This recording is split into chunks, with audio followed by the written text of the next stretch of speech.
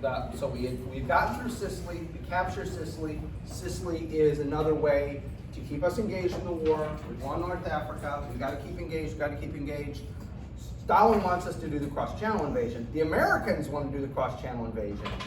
The British are like, you guys are not ready, but our performance is bad enough in North Africa, we kind of go, ooh, yeah, maybe the Brits are right. So that's why we postponed the cross-channel invasion. Sicily goes really well. Was it 5 weeks, something like that? Very quick, we capture it. Now, we turn to Italy. The whole idea here is to knock Italy once and for all out of the war. Mussolini had been toppled as a result of the failure of the Sicilian campaign, but Italy is kind of still in this war. Italy's a monarchy at this time, but the king, like the King of England, has almost no power. So the king kind of just has to, whatever happens, he takes it. He has no choice. We're hoping to tie down German forces. As I think I mentioned, in the end, when you look at the Italian campaign, it was the opposite. The Italians tied down Allied forces because they're on the defensive, and the theory is one defender holds down 3 attackers. So, yes, I would argue this works, except it's the opposite. The Germans tie down the Allied forces rather than the Allies tie down German forces, I would argue. We hope to get those airfields in Italy so that we can now attack Germany from Italy, which, okay, that would be great. So we're not just flying from Britain, we're also flying from Italy. We're hoping the Turks will join the war. I know this is a bit of a recap. Again, Turkey wisely stays out of World War II. Her own internal politics were such that I think another war for Italy, or for Turkey rather, would have been not good for her own internal purposes. And after all, they picked the wrong side last time, and that lost them like 2/3 of their territory, maybe more. And then lastly, supposedly Italy's going to be an economy of force. We're only going to need a few troops to hold down a whole bunch of Germans. Yeah, as I said, it's the opposite. The Germans are only going to need a few troops to tie down a whole bunch of allies. That's how it actually happens.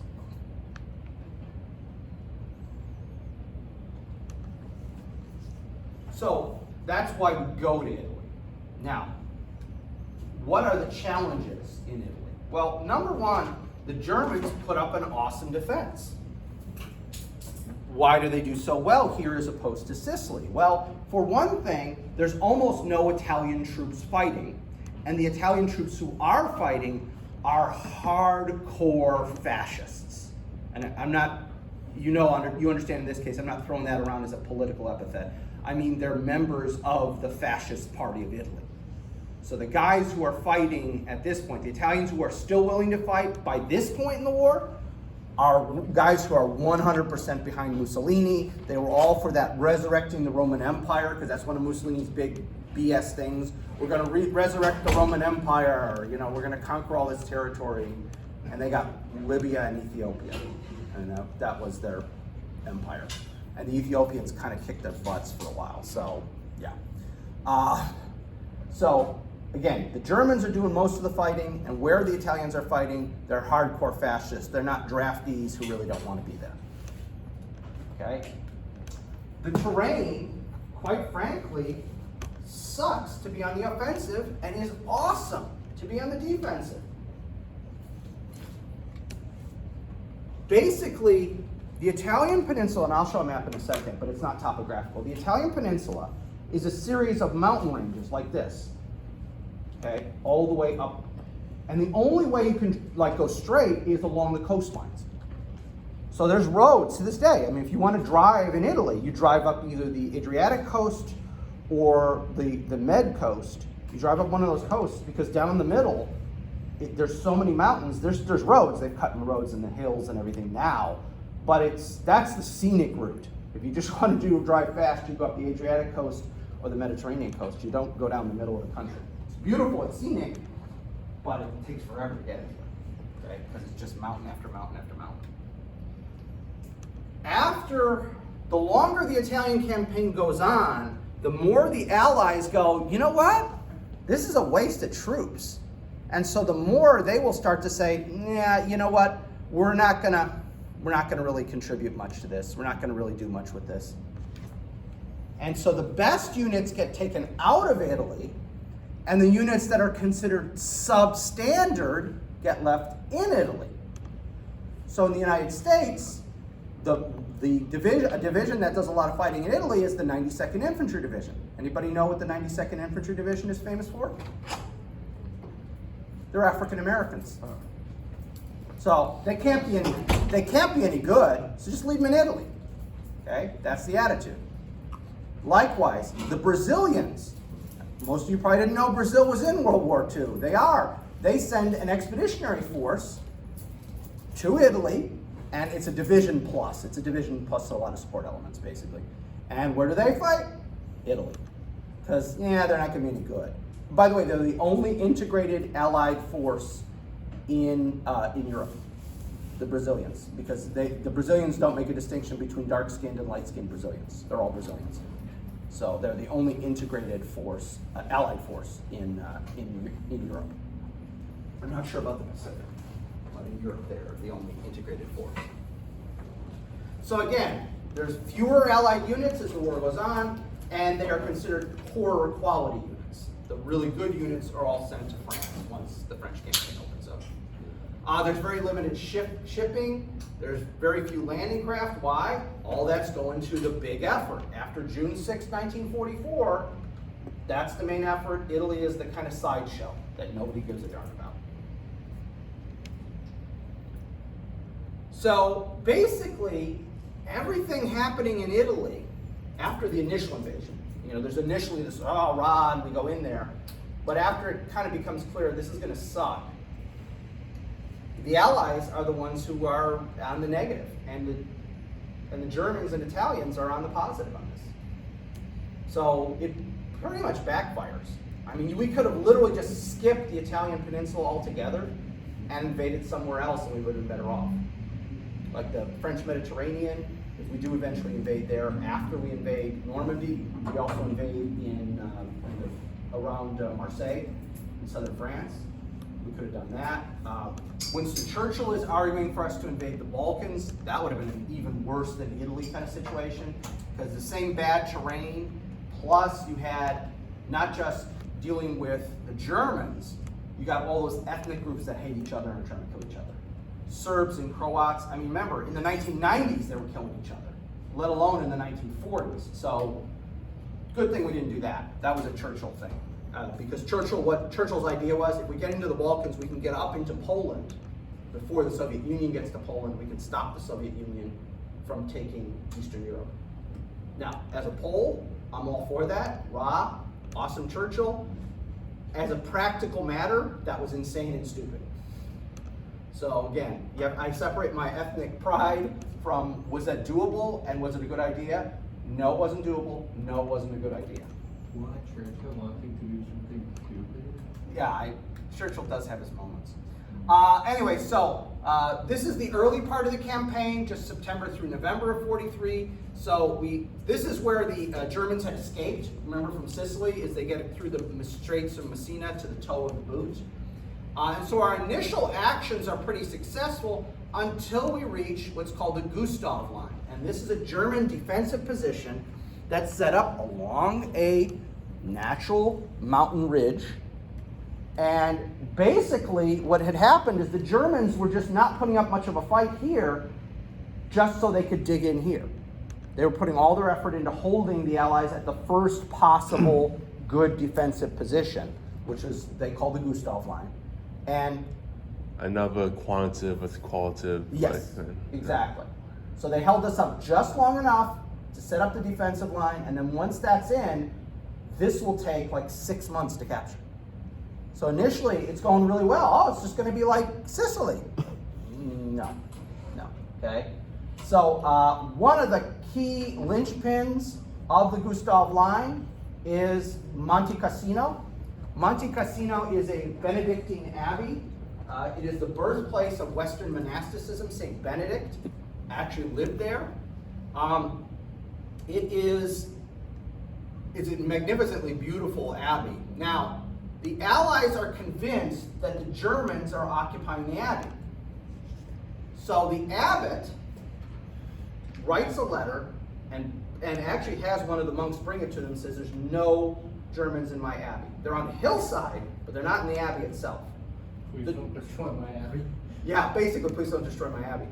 The German commander was a devout Roman Catholic and a lay member of the Benedictine order. He then writes a letter saying, I've got no troops in the abbey. Please don't destroy the abbey. My guys are on the hillside, but they're not in the abbey. So what do the Allies do? They destroy the abbey. And then the minute they destroy it, the German commander says, well, hey, screw it. Now I'm occupying it. Because the only reason I hadn't occupied it was to preserve the abbey because I'm a member of the Benedictine order. I'm a lay member of the Benedictine order. And so then they occupy it, and some of you may know this, it's actually a better defense. Rubble is a better defensive position than a building that hasn't been damaged. Because a building that hasn't been damaged, everything has very straight lines. So it's very easy to see if something's not right, okay, because everything's all about straight lines. Well, rubble is just all chaos. And so it's very hard to tell, is that boulder supposed to be there? Yeah, I mean, if it's a window, if somebody's in a window, it's pretty easy to see. Something's in a window. Is somebody behind that boulder? Is that just a burlap sack and there's a sniper there, but it looks like a boulder? So the Allies actually not only destroy this great cultural heritage site, they also make it easier for the Germans to defend that site. Because now rubble is easier to defend than an actual building. Okay? Then, out of a sense of desperation, the Allies stage a landing at the port city of Anzio. Anzio had been like a resort for people at Rome. Rich people from Rome would have houses on the coast at Anzio. And that's where they would go in the summers to enjoy the beach and so forth and so on. So we invade there, take the Germans totally by surprise. Some of the forward reconnaissance units drive all the way to the suburbs of Rome. There's not a German to be seen.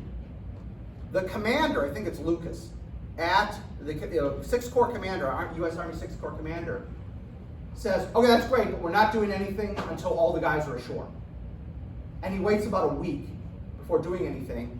The German 14th Army in the interim occupies all the hills around Anzio while Lucas is just sitting there fiddling with himself.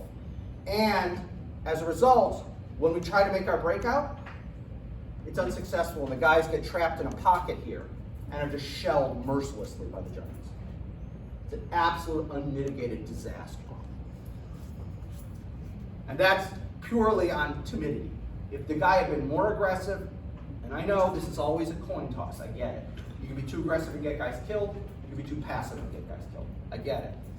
But it is really his passivity that gets a whole bunch of guys killed for nothing. Literally nothing. Okay? And this fighting on this line will go on for something like 6 months. Yeah. It's pointless. Yeah, there's no other way of saying it. When you add up all of the losses for the Italian campaign, total Allied losses is 330,000 total casualties. That's everything. Okay? Material losses, 8,000 aircraft, over 3,000 armored vehicles. So we're counting tanks and armored guns and stuff like that. Sure. Isn't this where I guess like the British started to push up and they told the Americans just to get behind them and they could go and turn? But Clark didn't like the British, so he just took around. There's that too. Yeah, there's that. British always bailed Clark out and he just hated them. So Clark is a horrible commander. Mark Clark is the commander of the U.S. 5th Army. That's what we're referencing. And he's an incredibly arrogant. He's like MacArthur in Europe. He's basically the Douglas MacArthur of Europe. Arrogant, always concerned with his image. His photographer always knows what's my good side, kind of thing. He's all about publicity, and actually, as a battlefield commander, pretty weak. He was one of these guys who was a good staff officer. Clark was a great staff officer. If he had been on Ike's staff, he would have been awesome. But as a battlefield commander, yeah, he's terrible. And granted, I understand a lot of the animosity toward the British. knowing enough about this period, partly because I'm an American and I feel a certain, peevishness toward the Brits, but also partly because I just think Montgomery was overrated. But that having been said, eventually Montgomery's out, and it's a different commander in Europe. It's not Mountbatten, because he's the overall commander in the Med, so I'm forgetting who the immediate British commander was. But no, Clark, no, absolutely not. Coordination with the British is a minimal thing for Clark. He's an idiot. I know this one, that's just called my phone. Yeah. Columbia just called my phone. Okay. Okay. So again, horrible losses, both men and material. Now, this might seem like, hey, wait a minute, didn't you say this was a better thing for the Axis? Well, again, most of these are Italian prisoners. Because quite frankly, after the invasion of Italy itself, if you're not a hardcore fascist, the minute you see an American, up go your arms. Italy's done. I'm not dying for Mussolini. Okay? So the overwhelming majority of this casualty number is Italians saying, yep, I'm out. I heard from my cousin Giovanni, who's living in Texas, that that's a good place to be. So send me to Texas.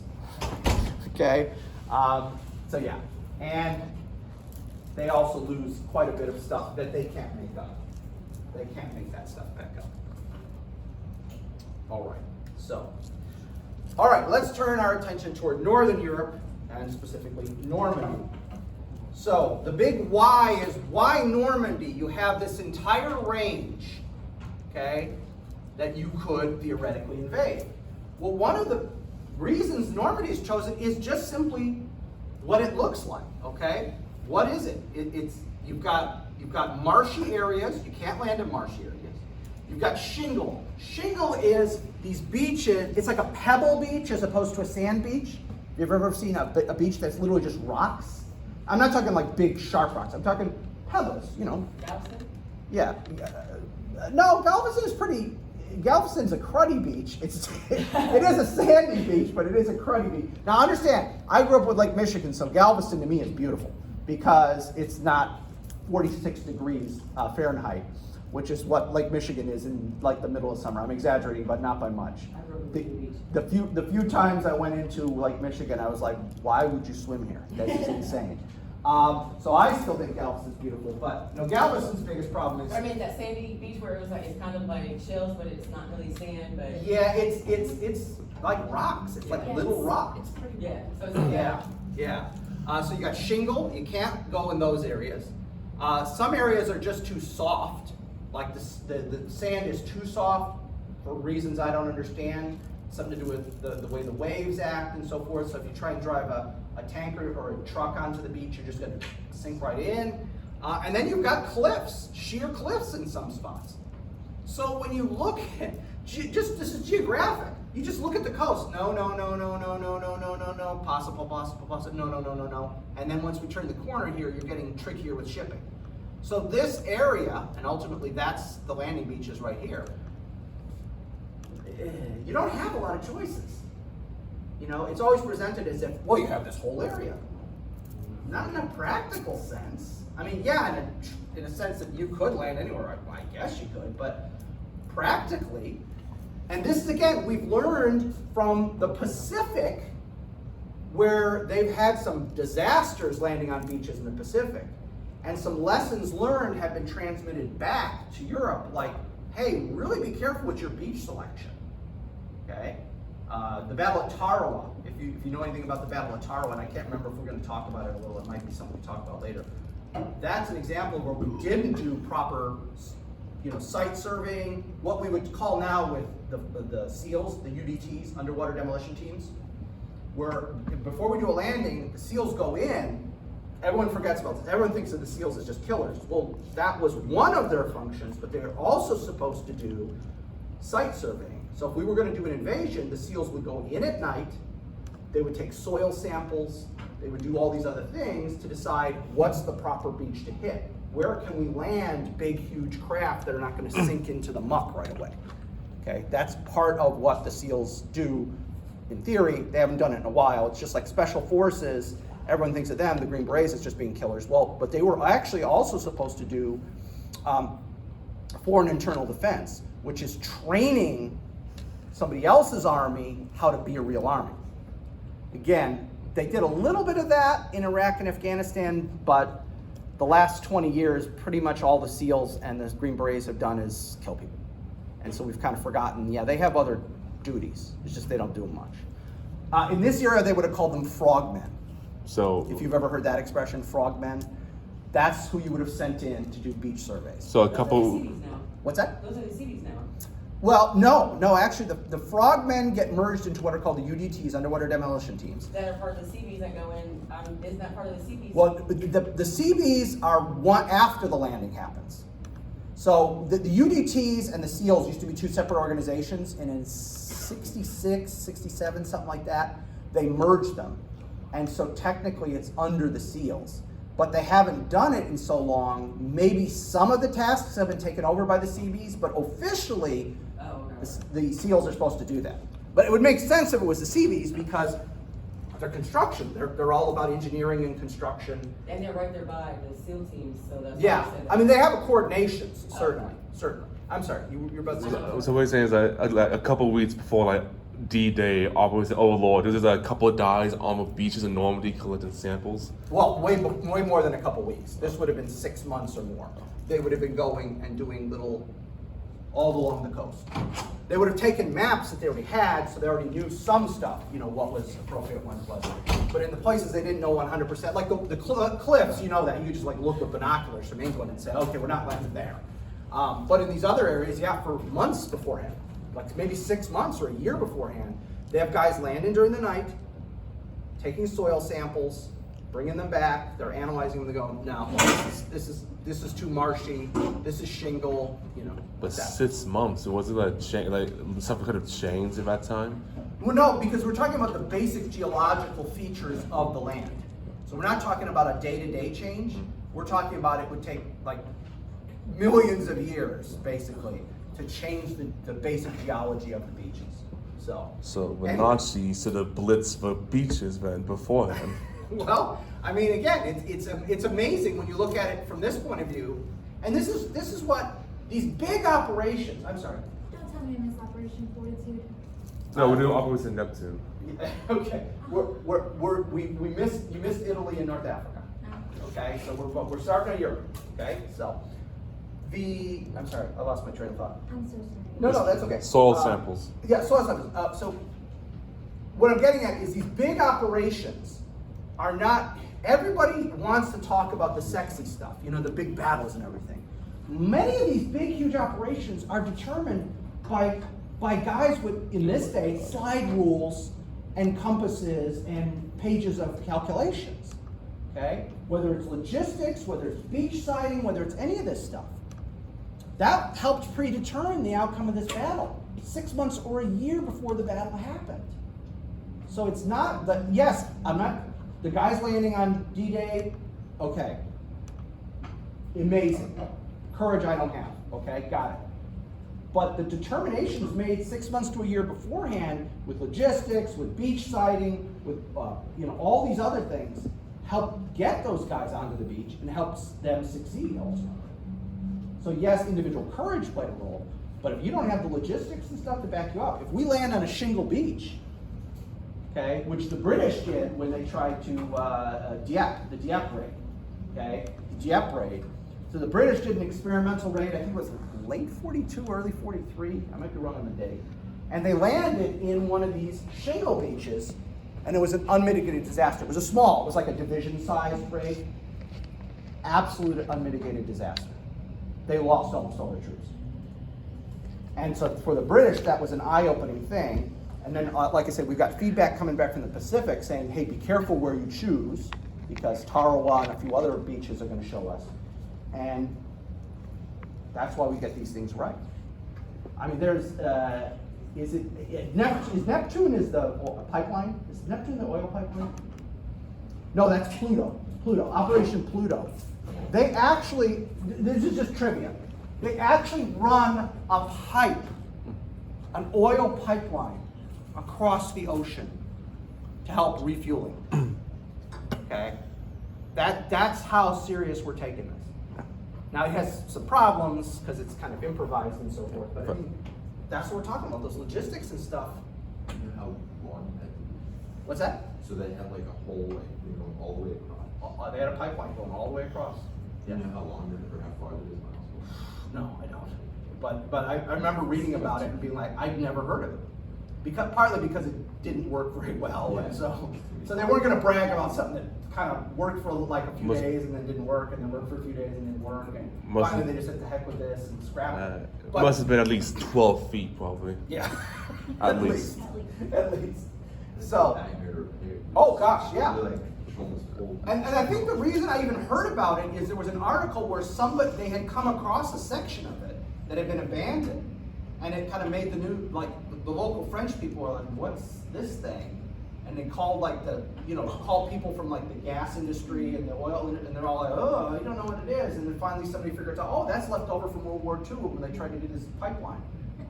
And that was where I read about it. This is only about 2 years ago I heard of this. I'd never heard about Operation Pluto. And Pluto meant petroleum line under the ocean. Wow. That's literally what Pluto meant. Well, at least that one makes sense. See, those are the type of missions they need to be named after. If There I'm- you go, exactly. And the progress means a lot of people don't know about Patton's fake army. Oh yeah, and yeah, that's another big thing, is they create an entire army, I forget what the number was, for Patton that is completely fake.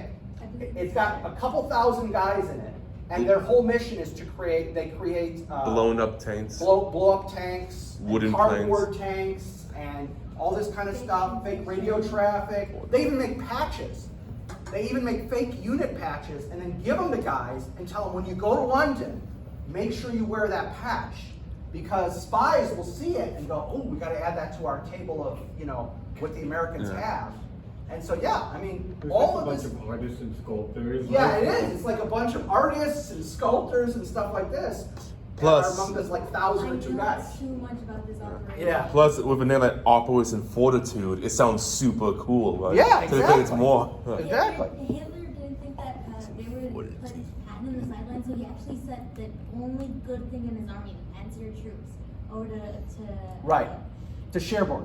Yeah. Yeah. Or no, Calais. I'm sorry. Calais. Yeah. Calais. If I remember correctly, Operation Overlord was the Normandy invasion itself, Right. but Neptune was holding it. Right. Yeah. Right. So again, it's all this other stuff when you're talking about these giant operations that we don't talk about that make the operation possible to be successful. It doesn't make the operation successful, but it makes it possible for the guys who do the actual shooting to succeed. And that stuff, again, no denigration to the guys who actually do the fighting, because they have courage, I don't. But to me, it's those larger things that are the most interesting. Okay. So what are the opposing forces on the eve of the invasion here? The Germans have 59 divisions, 10 of which are armored. They have almost 1,200 bombers.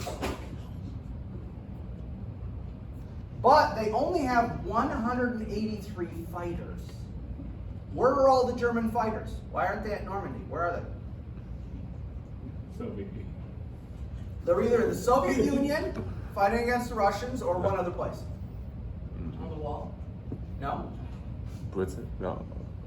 Germany itself Oh, yeah. trying to shoot down our bombers when we're attacking. So again, if you wanna, like, okay, I'm not an air power guy, and so I'm not a big fan of the air power plan, but if you wanna look at it, well, that's another thing the bombing of Germany did, is it tied down all those fighters. If it hadn't been tying down all those fighters, we would have opposed 1,000 or more fighters on the beaches. Imagine what that would have been like. I think most of you guys know the story, and if you don't, do you know how many fighter sorties there were against the beaches on June 6th by the Germans? How many sorties they flew? Like 5. One. I didn't talk about accident. No, it was on purpose. And the commander, who was I think a major or lieutenant colonel, he took his wingman and he said, "We've got to show that the Luftwaffe is still here." So they made one pass, guns blazing, and then they flew off and never returned. Yeah, that makes sense, because in all the World War II video games I played, medallions of planes always kill us on the ground. Yeah, exactly. Yeah. So it's that one, to show our honor, we have to show that we are not cowards. So he makes one pass, guns blazing against the ground, and then flies away, and that's it. There's no more German air presence. It was never seen again. Yeah, basically. Well, be fair, that way they claimed at German air power suffered 0 casualties. Exactly. Okay. The commander of forces in the West is Gerd von Rundstedt. Von Rundstedt is one of these old-style Prussian generals. He hates Hitler, but his attitude is, Hitler is the leader of the country, I have to do what he says. Okay, it's one of those deals. His name kind of gave away. He was an old style. Gerd von Rundstedt? Yeah. Von. Von Rundstedt. So he's actually a good man, I would argue, but again, if you're going along with Hitler, you can be a good guy, but you're not helping the situation. He's no Nazi. Yeah, well, I mean, in the broadest sense of the term. Rommel is the commander on the coast, on the coast area. And yes, and Rommel he's not there the day of the fight because it's his wife's birthday, June 6th was his wife's birthday, so he goes back to Germany to visit his wife. And then about a month into the fight, his car gets strafed by a British or American fighter, I can't remember what it is. He's badly wounded. And then there's the assassination attempt on Hitler. And Rommel wasn't part of the group, but when he was felt out before the assassination, like, hey, if something were to happen to Hitler, would you be interested in helping afterward? And his response was, well, if the Fuhrer was dead, it'd just be my responsibility to help my nation.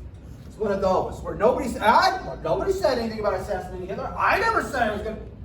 Didn't matter. Hitler is furious, and he tells Rommel he's got a choice. He can go on trial for treason, and that means I'm putting your wife and son in a concentration camp, or you can commit suicide, and we'll call it a combat death, and I leave your wife and kid alone. And he chooses to commit suicide. Wow. I feel sympathy for him, but not too much sympathy because he was an ardent supporter of Hitler when things were going well. Reminds me a lot of those Western oligarchs falling out of windows. Yes, exactly. Yeah, that's happened a lot in Russia. Yeah. Or some of the Chinese multimillionaires and billionaires who disappear for 6 months at a time. Was it Jack? Was that really famous Jack? Jack Harlow? Let's say it again. Who said that? Jack Ma, yeah, where he disappeared for 6 months. He's the guy who ran Alibaba, right? Which is one of the biggest, he's a multi-billionaire, and all of a sudden he disappeared for like 6-8 months. Yeah, and then he suddenly returned, but he's been very quiet since he returned. So.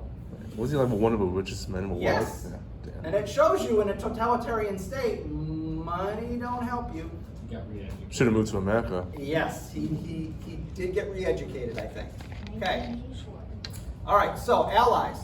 The allies have 86 divisions, 25 armored. So we have an advantage, but remember, it's 3-1 defense offense, so we really don't have that much of an advantage.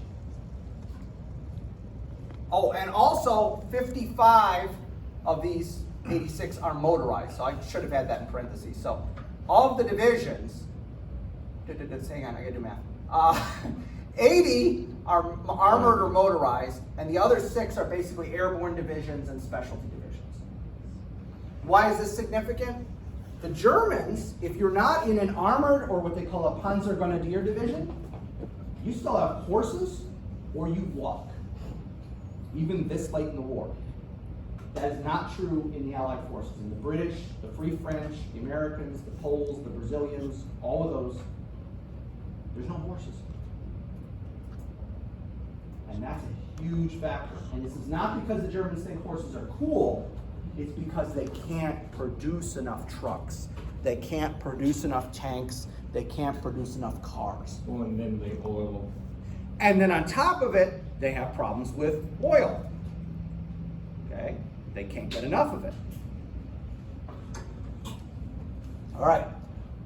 Over 3,000 bombers. And by the way, Royal Air Force Bomber Command and the U.S.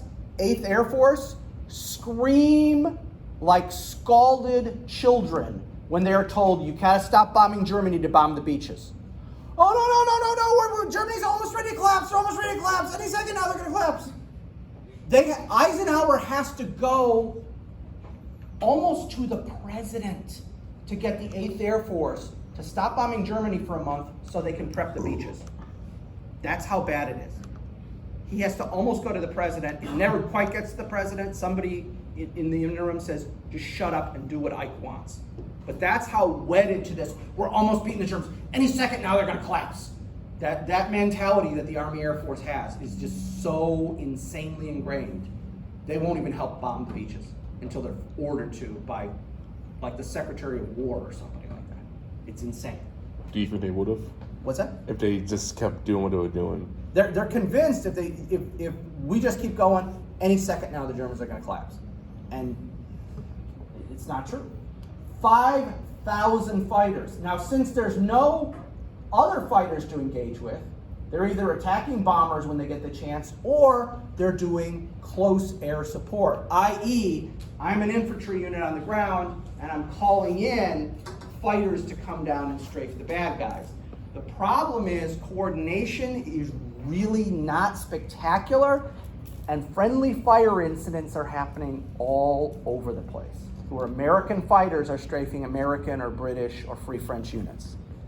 So, to be honest, in this war, if you hear a fighter, You're ducking. even if you're an American or a Brit or a Free French guy, you're going, I'm hoping this goes well. Yeah.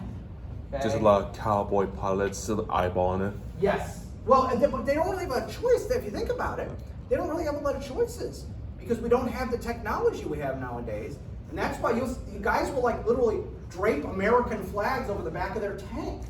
They'll literally, somehow pick an American flag on the back of their tank. Like this is basically a big "Don't bomb me" sign on the back of their tank, like a British flag, an American flag if they have it, or like something else to just say, hey, I'm an American.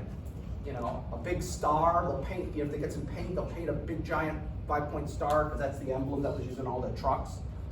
Like, I'm an American. Don't bomb me. Okay. So were the Germans just getting American flags and doing that? No, they didn't know. Thank God, they didn't know what was happening, and so that did not happen. I mean, Luke Skywalker didn't taught in computer. Why do Americans? But he had the Force. Yeah. Okay, that's different. Eisenhower, of course, is the Supreme Allied Commander, and technically Montgomery is the Land Forces Commander. That relationship is never good. I just finally in the last year, got around to reading a 3-volume history of the war in Europe by Rick Atkinson. It won like the Pulitzer Prize and all this stuff. Phenomenal read. Took forever. It's like. Did you say 3 years? What's that? Did you say 3 years? It didn't take me 3 years to read. I said, in the last year, I read 3 books.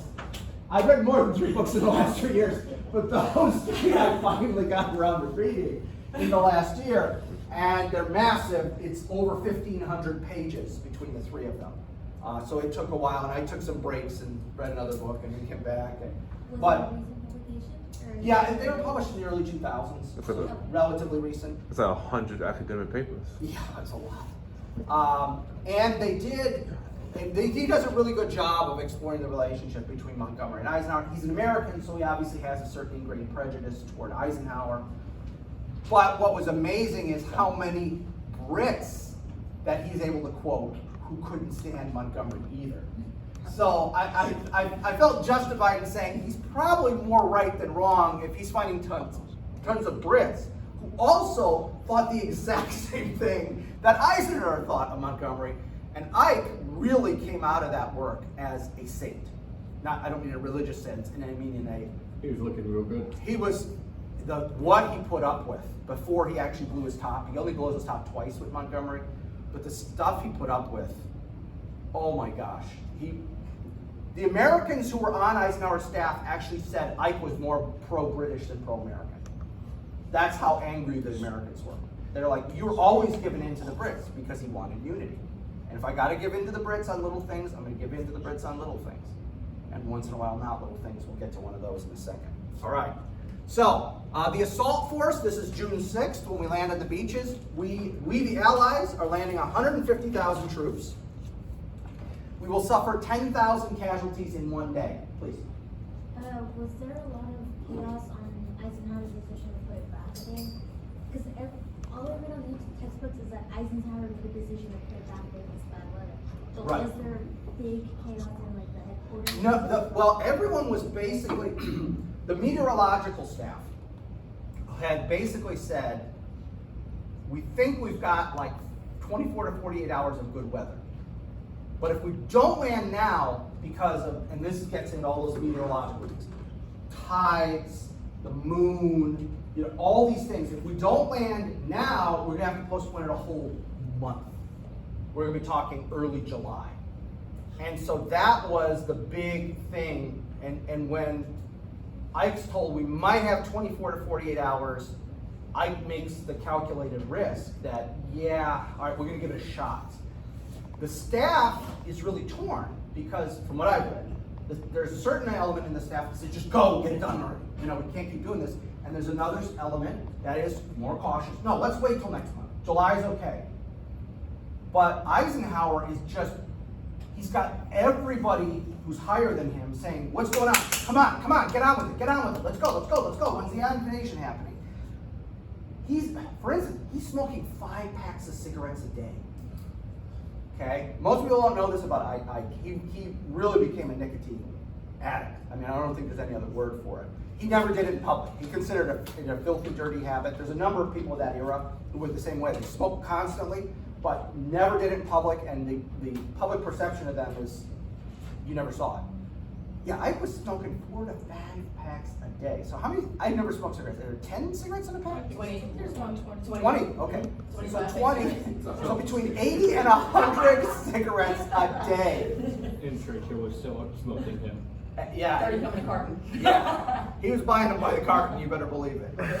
So, yeah, I mean, he was basically chain smokers, I think the expression, where you light a new cigarette Before from you the roll old that. cigarette before it goes out, that kind of thing. I mean, so his health, the fact that he later in the 50s has a heart attack with his president, like, how could that not have happened, actually, after, the way he was treating his body? And how much was he drinking? He wasn't a big drinker. Again, from what I've read, he did drink, but he was not one of these guys who dealt with it that way. His thing was cigarettes. His thing was nicotine, as opposed to, and coffee. Though he wasn't as bad on the coffee as the cigarettes. So we got nicotine and caffeine, a little bit of alcohol, but he didn't seem to be. But didn't the caffeine back then have like real drugs in it though? No, but they did have go pills. They already had go pills, which was amphetamine. Yeah, they had, yes. The Germans were the first ones to come up with amphetamine as a troop pickup, and the Americans and the Brits eventually got into that later in the war. And that's a problem all the way to the 60s. I have a buddy whose dad was a chaplain in Vietnam, came home from Vietnam addicted to amphetamines. Had to literally detox because he was so addicted to amphetamines. Yeah, so that late, and the Air Force still has go pills that they'll give to pilots if they have to be up for more than like 16 hours. After 24 or 28, you're authorized, you have permission to take the go pills. They're sealed and everything, you have to pop them open. And they were involved in a friendly fire incident in Afghanistan, and so there was a lot of discussion. I don't know whatever happened with that. There was a lot of discussion of maybe we shouldn't do this anymore. Yeah, maybe we shouldn't give our troops. I don't know if they're amphetamines anymore. I don't know what they are now. ADHD medication. What's that? It's just ADHD medication. I'm not sure, honestly, but they do have something that is supposed to keep you awake. They give us Ambien when we're going in theater. Yeah. Just for the ride over so like we can sleep to get acclimated. Right, no.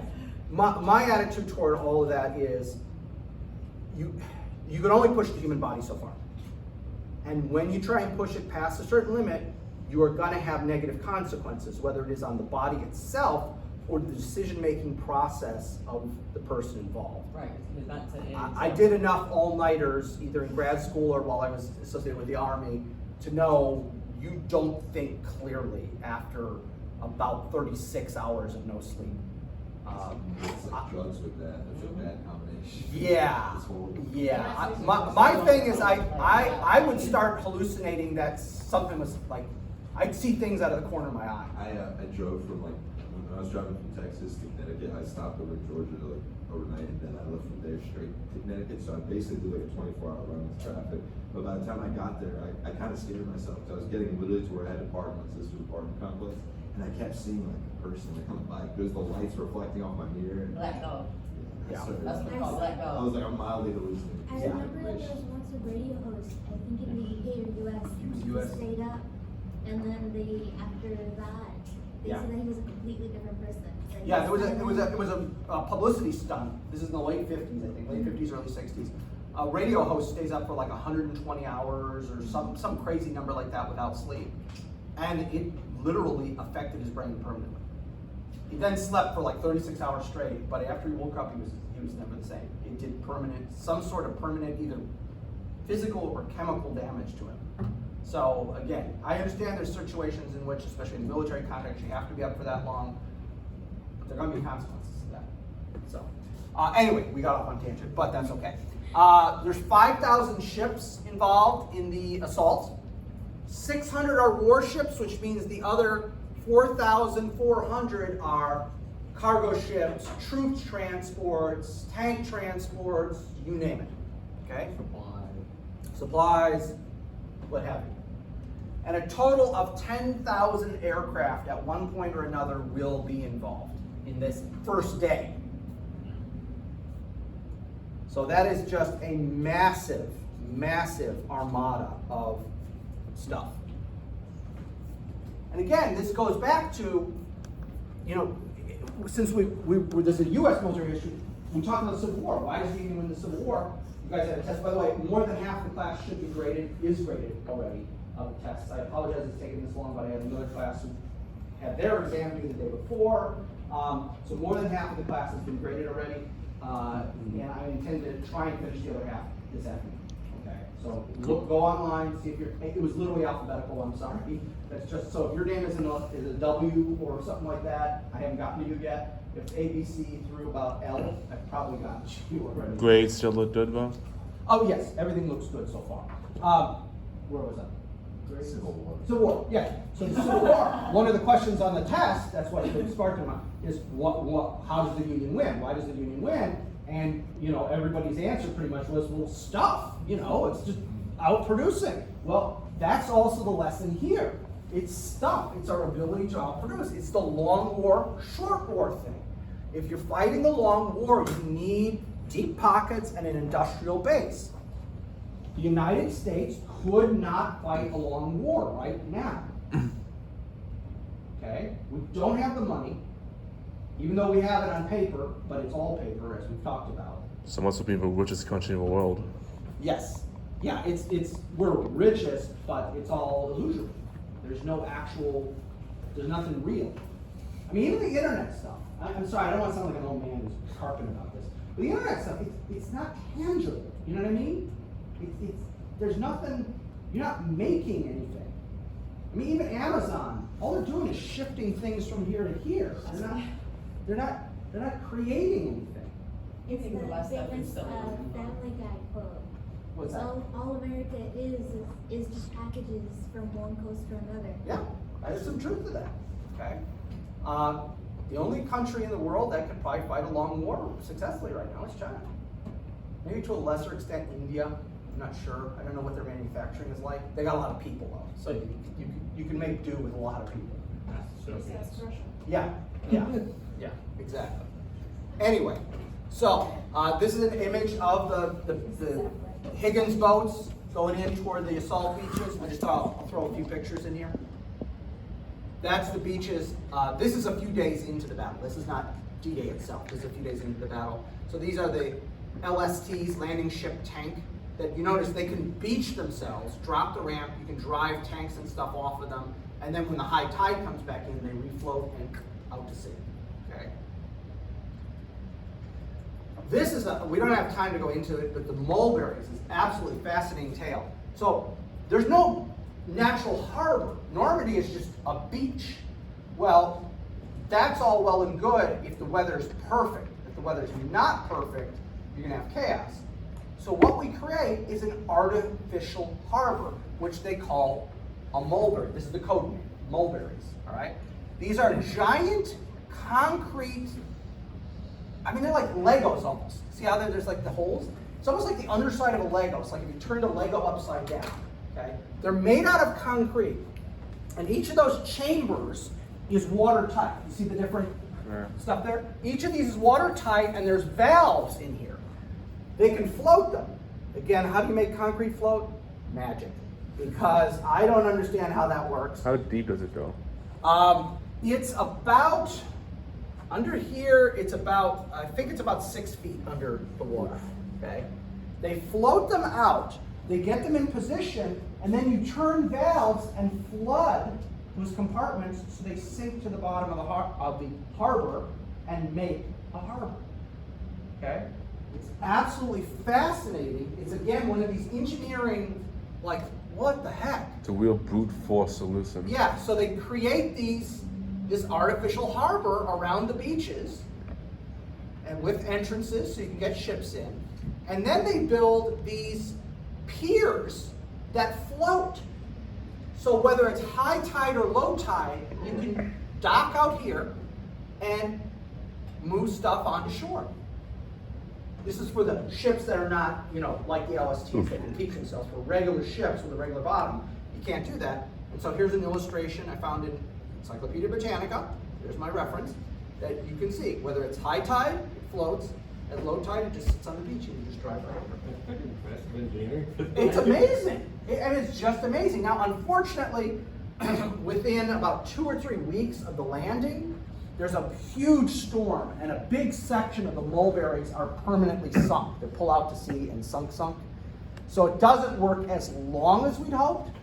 But just the fact that they could do this, they could afford to do it, they had the engineering prowess to do it, they could make it happen, is, just amazing. Oh my gosh. It's funny you said compared to Ledos. Well, Ledos were invented in 1932 in Denmark, which at the time was occupied by Germany.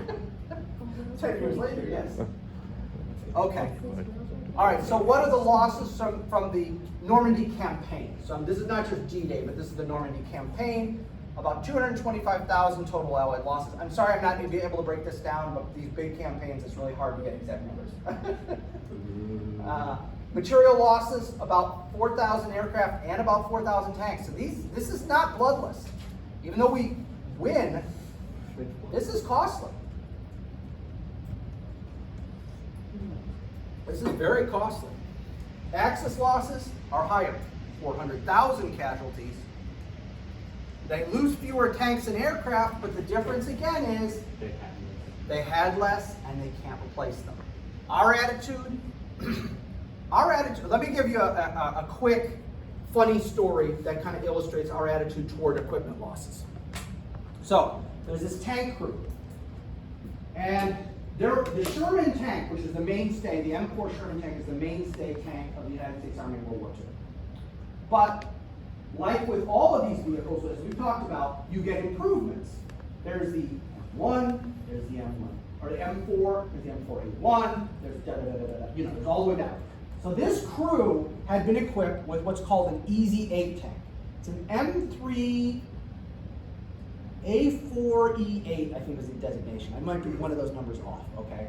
It was the best Sherman. It had the best suspension system, it had a better engine, it had a better gun. It was like the best one you could have, except for possibly the British Firefly, which had a better gun on it. But anyway, so they take this tank out and they lose it in combat, but the crew survives. So they make their way back to a depot to pick up a new tank. They get there, and some sergeant with a clipboard goes, "All right, come with me." Okay, look at this number. All right, this one's yours. And it's one of like the early models with a lousy gun, the bad suspension system, and the tank commander, who's probably a sergeant, says, "We just had an Easy 8. We don't want one of those. Those things are crap. I want an Easy 8. He probably didn't say crap. He said worse than crap. I want an Easy 8. Look, Mac, this is what you got. Okay, guys, pile in. 2 hours later, in walks the crew again. Oh, you guys doing back here? We got stuck. Tank's stuck in the mud somewhere. We need a new tank. The sergeant gets the message. You don't give us an easy 8, I'll just keep getting every tank you give me stuck in the mud. So the sergeant had literally had his driver drive out to a muddy field and said, bury us. Everybody else hopped out. The driver just kept going forward, back, forward, back, forward, back, forward, back, forward, back, forward, back, forward, back, until it was buried in the mud, and they walked away.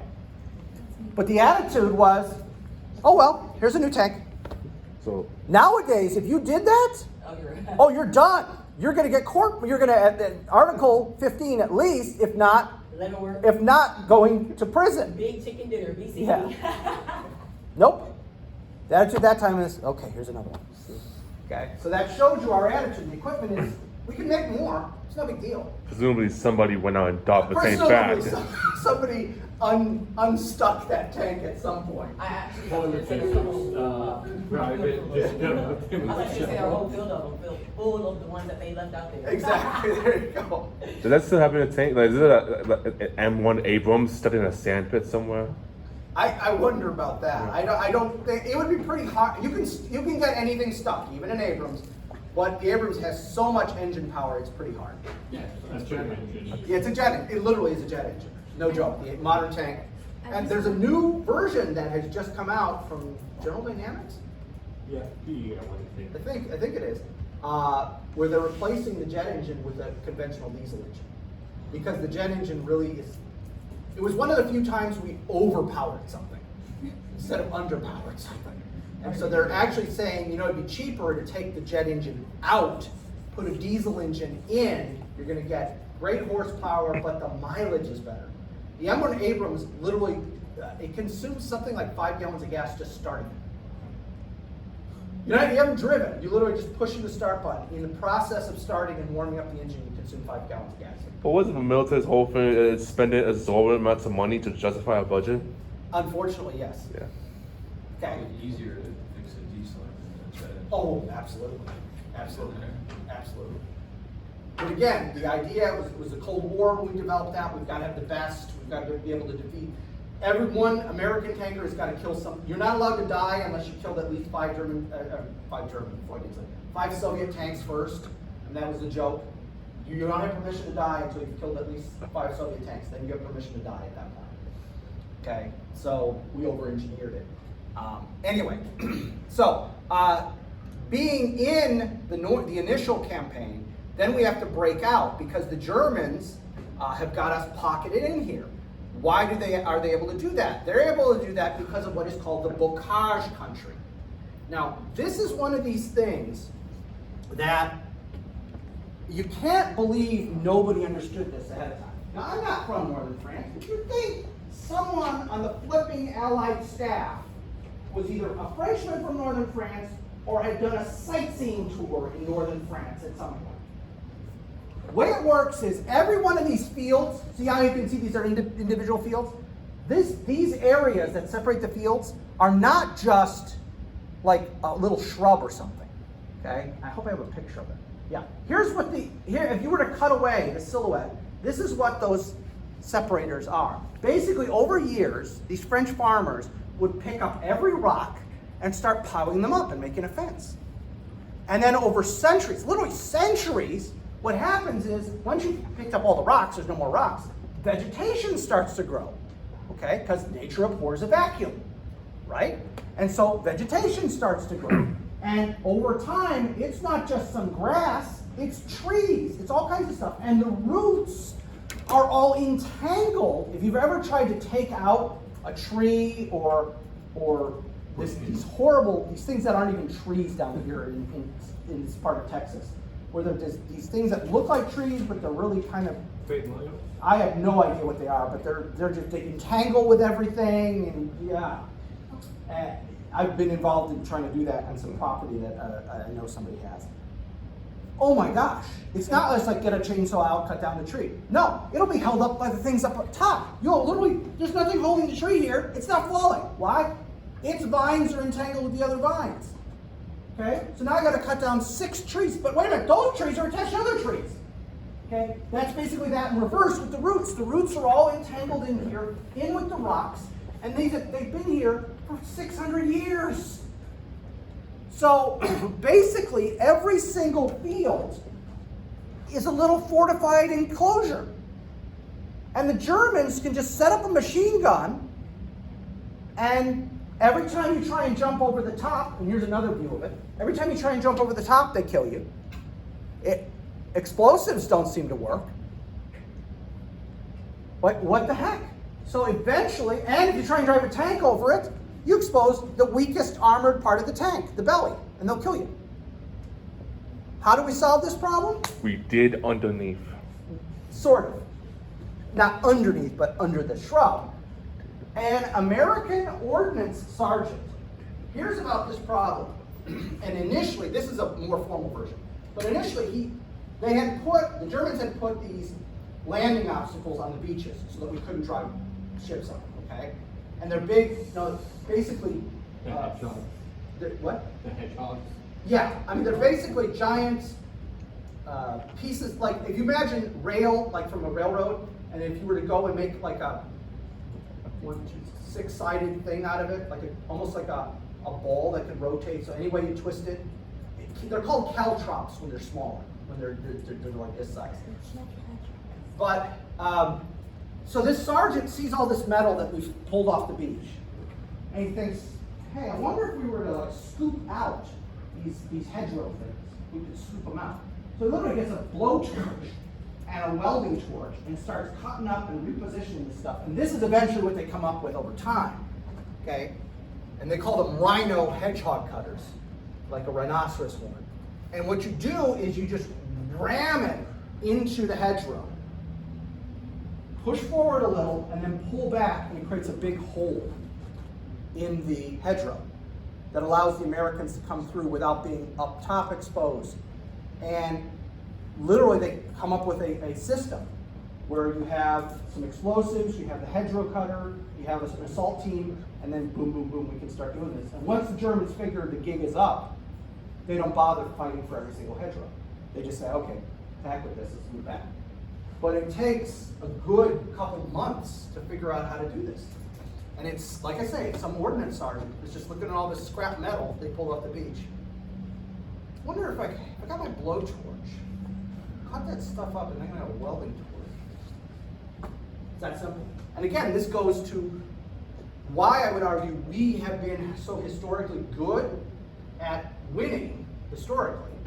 It's when the idiots running the show kind of stay out of the way of the people at the bottom who can figure out problems.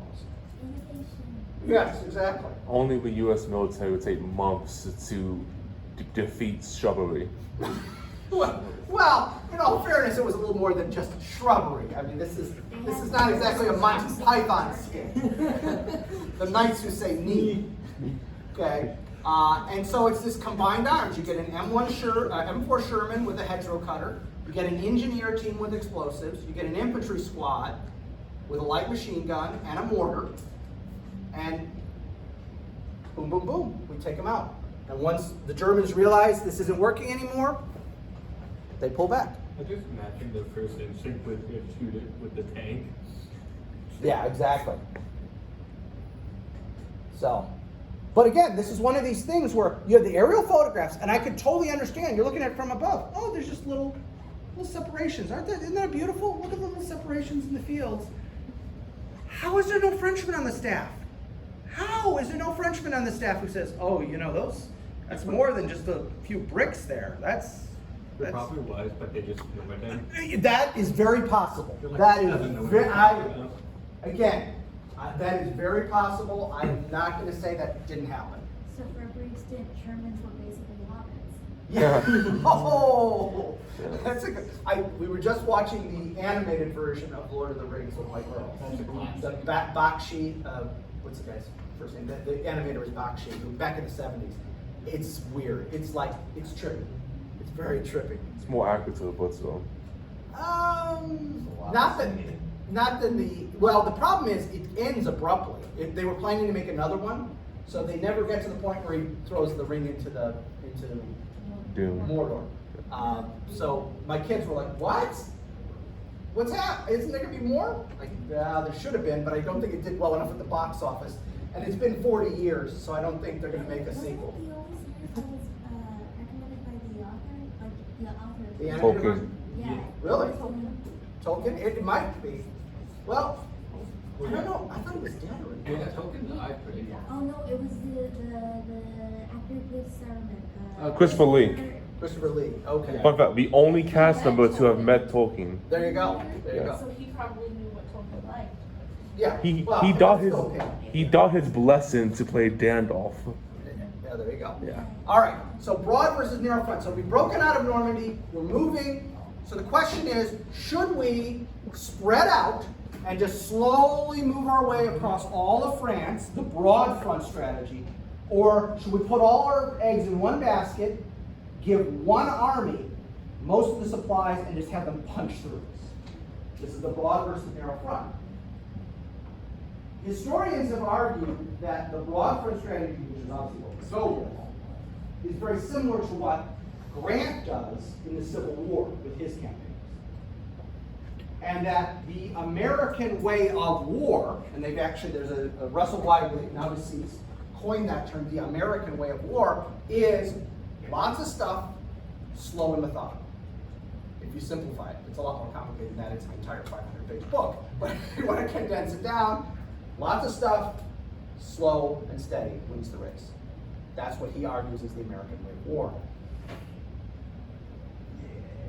A lot of critics since then, especially after he passed away, because it's easier because you don't have to disrespect him to his face, have started going, there's an awful lot of American wars that don't fit that, like the Revolution, like the War of 1812, like the Mexican War, like the Spanish-American War. Oh, wait a minute. Every war in American history doesn't apply to that except the Civil War and World War II. So that argument has kind of fallen apart in recent years, and everyone said, that's a great argument for 2 wars. We've had, depending on how you count it, about 11 or 12 wars, lots of other small campaigns, but 11 or 12 wars, and it only applied to 2. Is that including a war on drugs? Well, we need a drummer here to do. I did it. That's what I was Thank you. saying. The drugs have Thank you. won that war. I think the drugs won that one. Thanks, Reagan. Anyway, so this question, broader front to narrow front, what do? We have lots of supplies. Our problem is transportation. Okay, so we have supplies. The problem is transportation. There's also, part of the problem here is a tension between the Americans and the British, because the British are being bombed at this point by V1 and V2 rockets that are coming out of the Netherlands and Belgium. Well, really more the Netherlands. Is this still considered the Blitz? It's like the second phase of the Blitz. It's the non-human part. The first Blitz is with bombers, second Blitz is rockets. I did a paper on that. Okay. V1, V2 rockets. Yep. Yeah. Yeah, I mean, nasty, nasty things. They're like early, like model, like They're amazing in a technological sense. rocket powered. I mean, they're just amazing. They're amazing. In any other sense, they're a stupid waste of resources. I'm done. Cool but ineffective. Yeah. Let's not tell Werner von Braun that's the case. Yes. I'm just the narrow front. Do you mean like Germany's attack on Belgium? Is that more of a... That would be considered a narrow front, the way they punch through. And so what the Brits are arguing for, basically, the Brits are arguing that we need a narrow front to just do a quick end run, punch into Germany, win the war real quickly. And ultimately what that's going to give us is Operation Market Garden. Okay?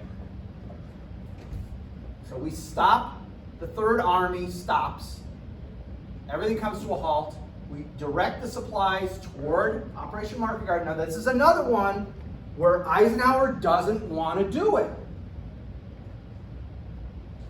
But he's being pressured by Montgomery. Montgomery goes to Churchill. Churchill goes to Roosevelt. Roosevelt talks to General Marshall. Marshall says, I don't think it's a great idea. And Roosevelt basically says, we've got to do something for this. They're being bombed mercilessly on a daily basis by these unmanned bombs, these new ones. And I don't know if the V2s actually started this month, but at least the V1s have got the V2s. We've got to help them. If they want to take a shot at this, and it's mostly going to be British troops, let him try.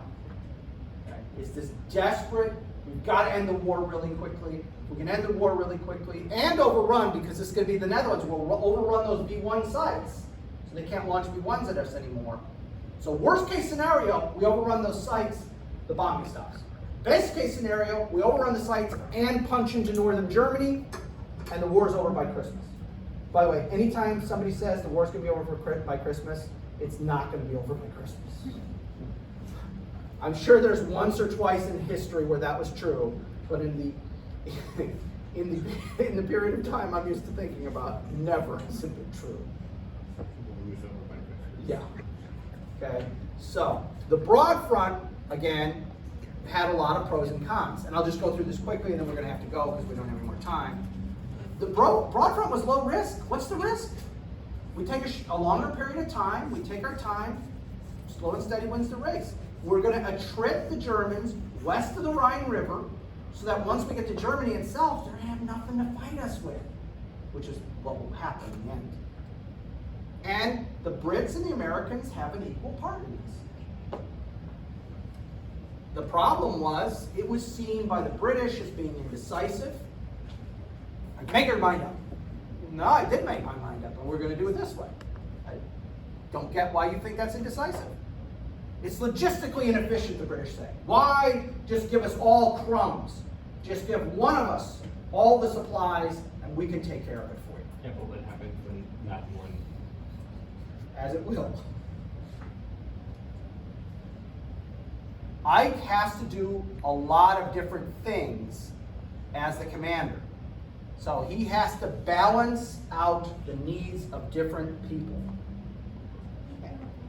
And he didn't want to do it. He actually kind of put his foot down. He didn't say, like, I'm going to resign if we do this, but he says, no, I'm not going to do it. Montgomery, as I say, complains to Churchill, and it works its way around, and Marshall says, look, I agree with you. I wouldn't do this, but you got to let him try. And so when we resume next week, we'll talk about Operation Market Garden and the disaster it was. And if you've never read A Bridge Too Far or seen the movie, both are worth it. It's worth seeing the movie. It's worth reading the book.